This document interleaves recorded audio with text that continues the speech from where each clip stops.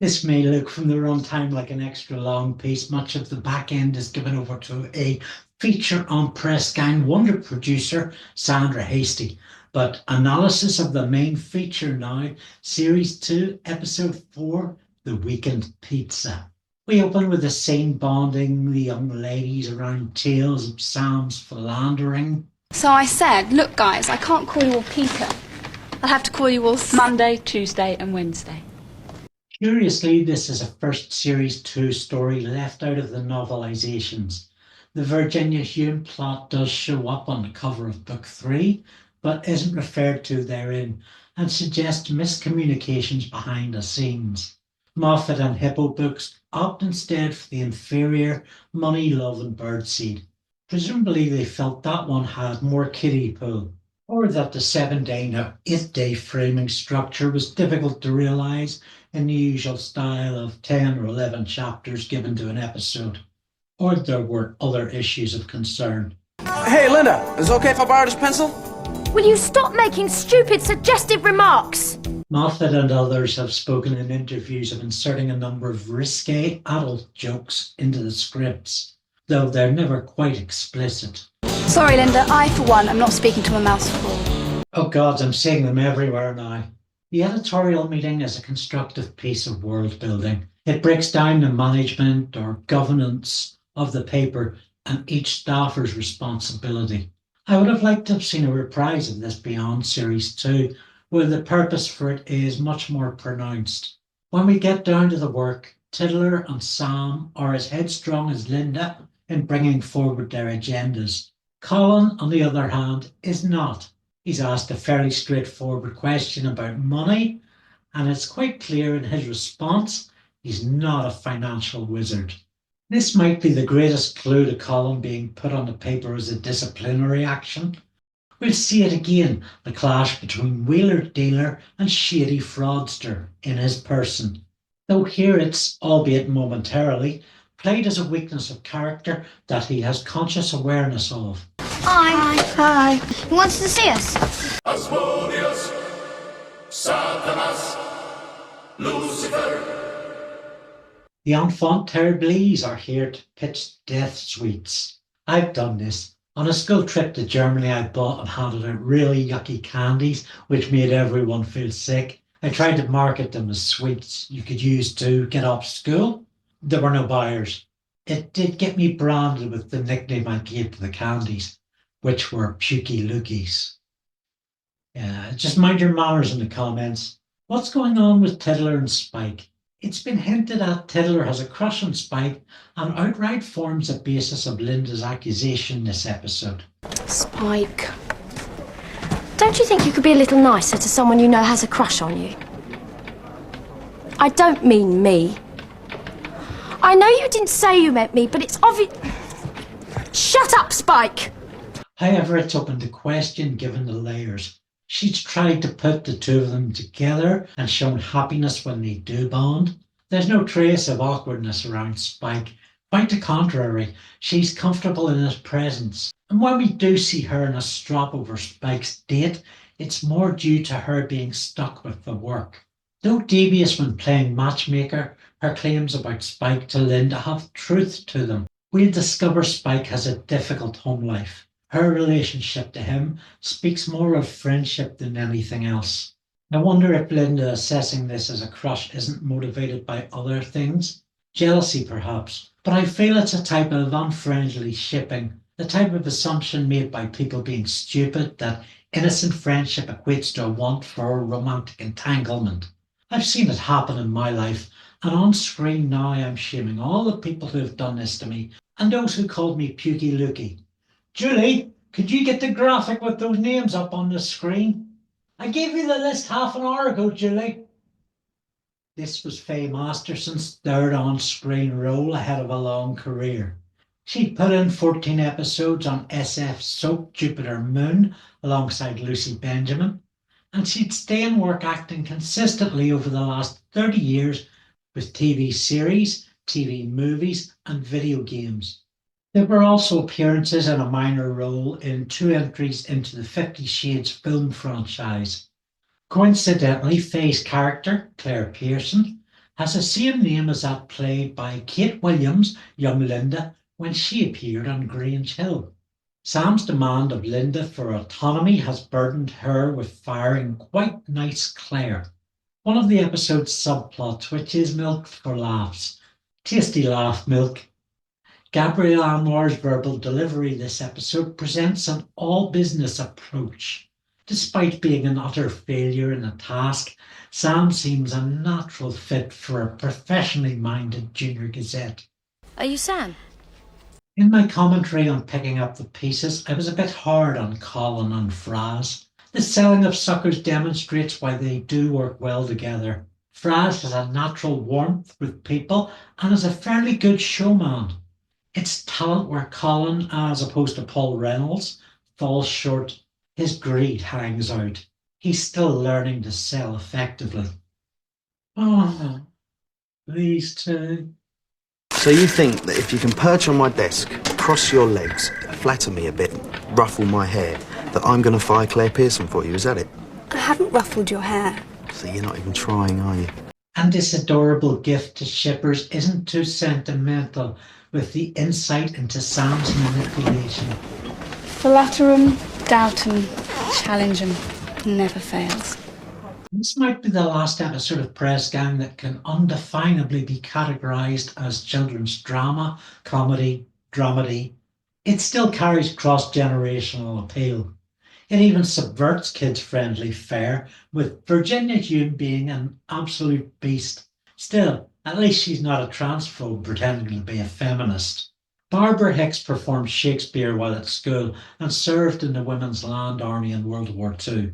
On graduation from London's influential Webber Douglas Academy of Dramatic Art, she performed at the Royal Court Liverpool, the Garrick Theatre in the West End, repertory theatres at New Brighton, Hammersmith, and the National Theatre at the Old Vic.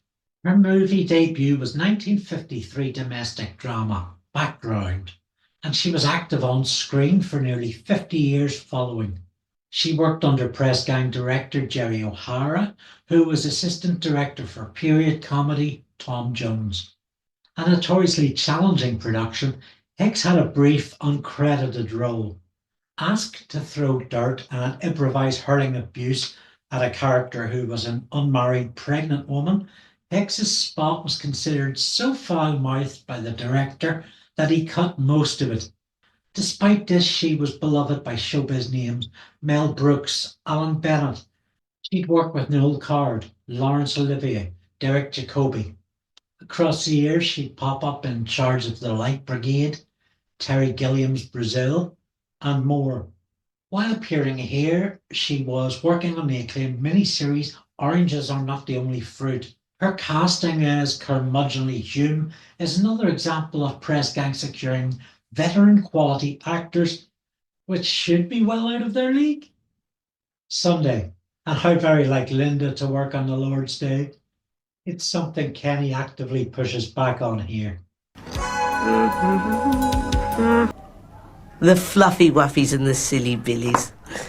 I think if that book were to fall into the wrong hands, it would cause Lynda considerable embarrassment. Damn it, I need that novelisation.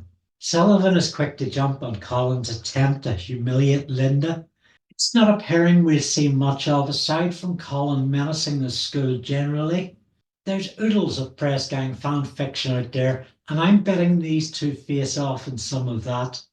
We get the briefest of sucker deployments reminding us that Sarah is a walking ball of stress. This is the second of two back-to-back episodes directed by Brian Simpson. After the out-of-the-box Jasper Street, it's a good demonstration of how well she captures the style led by Bob Spears. With two masters, one each in media studies and film directing, Brian's debut was high profile. That was directing 14 episodes of Channel 4's groundbreaking soap, Brookside, in its first year, a show she'd returned to for 3 episodes in 2002. She also directed 2 episodes in EastEnders' first year and returned for another 5 in 1993. Brian helmed successive episodes on a number of shows, including Boone, The Bill, Children's Ward, Heartbeat and Star Street. She didn't return to Press Gang, but like many others going through the newsroom, went on to greater things. Brown spent 9 years as a head of directing at Metropolitan Film School. Her book, Storytelling for Directors, was published by Crowwood Press in 2020. And there's a sweet little twist in the Claire story with her leaving school and Lynda persuading her to make a show of it in front of everyone. Louisa Millwood Hay put in small roles on TV in the 90s and 2000s. She's actually played 6 different characters on Casualty, plenty of newsroom links. 2 episodes of Drop the Dead Donkey as George's daughter. She was a series regular on Castles, playing Joanne Henshaw, a relation to Mark Henshaw, played by Simon Bright, who played Little Kenny. And Louise is in 7 episodes of children's drama The Lodge, produced by Sandra Hastie. For a fleeting appearance, her fine looks resonate. It's a reflection of the upper middle class in her dress that one might associate with Lynda, except for the dress. A pleasant chat with Claire has put Lynda in a playful mood. Did I say Lynda doesn't dance? Charmingly presented, it's an act of spite just as much. Their first kiss is important, that when they become a couple, the animosity won't subside. This episode is Spike's turn to have memory issues. And Kenny, being Kenny, has twigged what has happened with Claire, whether by last-minute gossip or reading the body language. Kenny knows.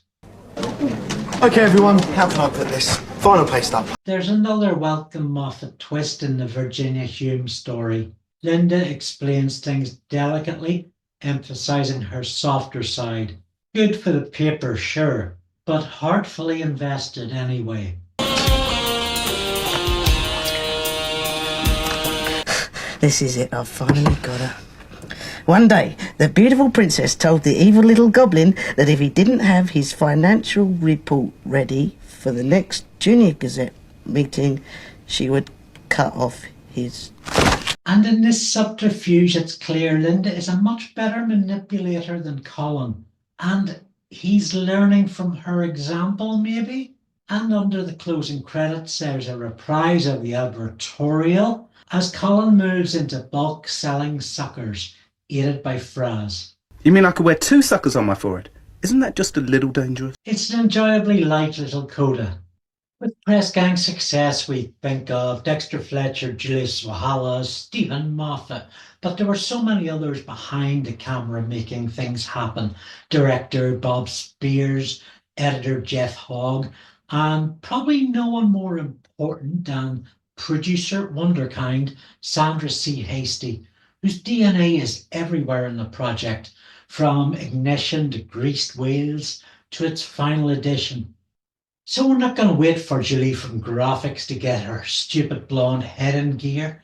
Let's go straight to our feature presentation. It's been hard piecing together details on Sandra Calkins Hastie, Sandy to her friends. Company's House says she was born 7th November 1940. Her companies, Pacific Grove Pictures and the better known Richmond Films and Television, were incorporated around 1981-1982. Other sources state she relocated to England from America in 1984. Her partner in these companies was Bill Ward, born in 1916, a televisual pioneer and master of the medium. We'll talk about Ward in more depth in another episode. There's a lot of depth to his career. Those who know Press Gang lore know the story. That Ward, as executive producer on religious show Highway, received Moffat Sr.'s pitch for the Norbridge Files when they filmed at his Glasgow school. 2 years later, in 1986, Sandy, bored with UK TV and ready to go back to the States, found a brochure gathering dust on a shelf. At the Edinburgh Festival that year, I happened to meet Lewis Rudd, who's the controller of young people's programs at Central. And being pushy and whatever, I said, I've got something I want to talk to you about. Because Lewis actually has the taste, I think, to see something that can be special. She and Ward, as Richmond Films and TV, reached out to Moffat, who insisted his son be given a tryout on the scripting. And so the Norbridge Files became Press Gang. Behind the scenes of Press Gang, The rough cut doc filmed during series 2 paints a picture of Sandy as a woman deeply in love with Moffat's scripts and fiercely protective of him. She's deeply passionate about the show and getting things done. As a producer, she was able to energize those around her, placing great value on the series.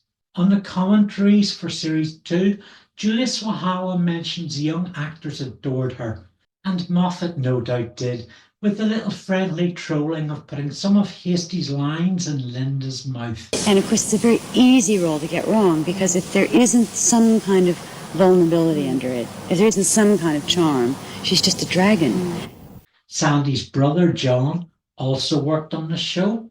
Primarily, he served as American voice coach for Dexter Fletcher in series 1 and 2. And while watching the early footage, it was John who gave Steven Moffat the idea for the end credit voiceovers. With Press Gang attracting a devoted following, Sandy often answered letters from viewers, also serving as a special advisor on Press Gang fanzine Breakfast at Czars, and giving editor Stephen O'Brien a 2-part interview in the first 2 editions. During 1989, Children's ITV also screened short-lived Grange Hill-alike Phoenix Hall. Adrian Petford's programme guide states that Richmond Films were in partnership with Central Television on this, but I found no other evidence to support it. Co-owner Bill Ward would direct 2 episodes each in Series 4 and Series 5 of Press Gang. Together with composer Peter Davis, the 3 of them formed PG Music Limited, working in sound recording and music publishing activities.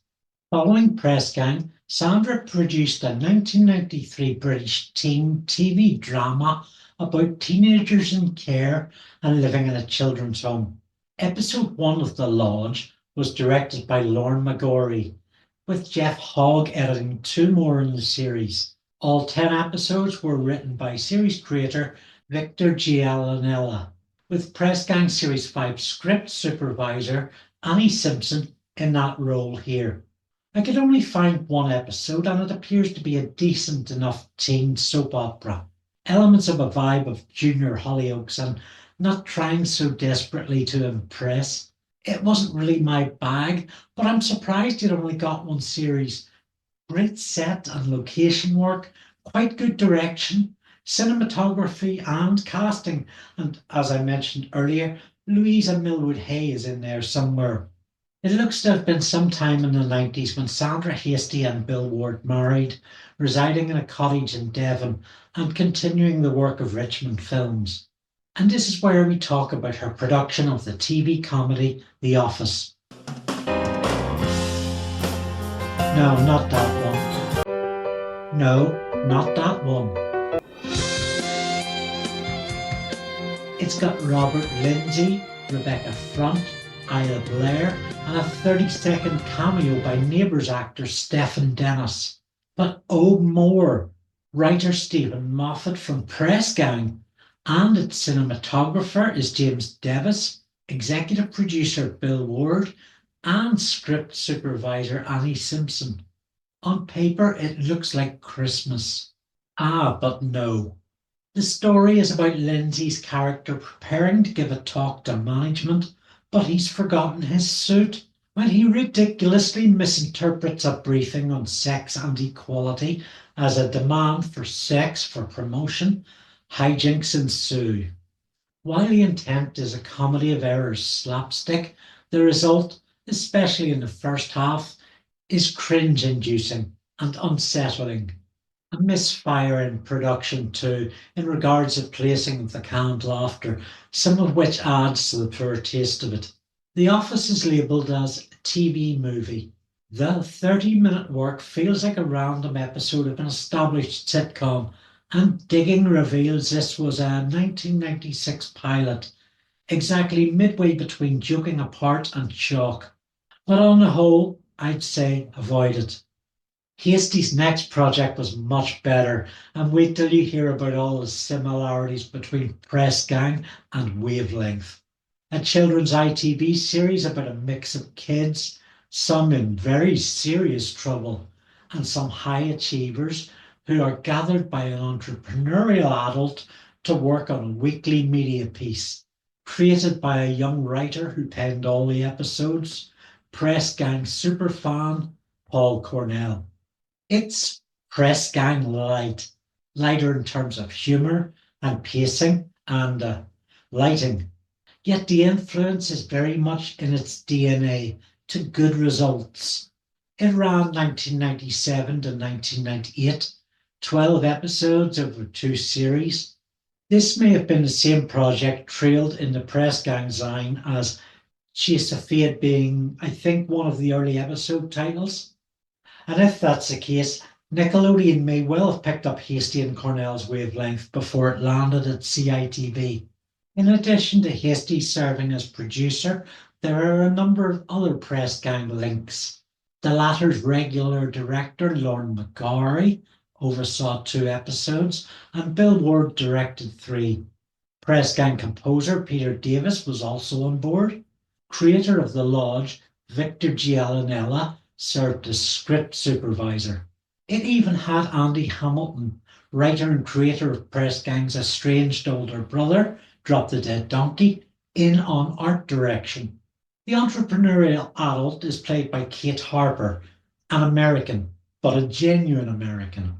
As a fun aside, Harper appeared in Tim Burton's 1989 Batman treatment as a newsreader.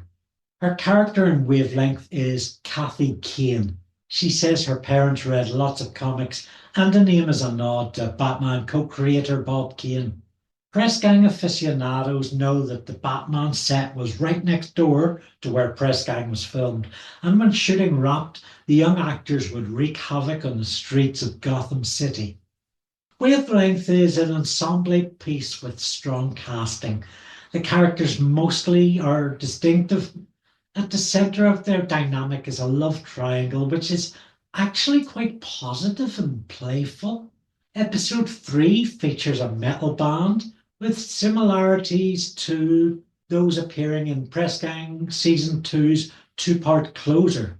If you'd like to give Wavelength a go, yes, maybe skip the first 1 or 2 where it's still finding its feet, but there's much to love there. An edition of the Czar's fanzine mentioned Hastie was working on a new TV series called Privates, and she may have done so. The IMDb entry for the show has no producer credit attached. However, and I was incredibly excited to find this, it was written by Steven Moffat, directed by Bob Spears, edited by Jeff Hogg, and included Paul Reynolds in the cast. 2 episodes are listed, both pilots, which I've been unable to find anywhere. Composer Peter Davis helpfully got in touch through the Press Gang Facebook page to tell us he was proud of his work on it, and that Privates was a sitcom about private security officers and something of a lost Moffat gem.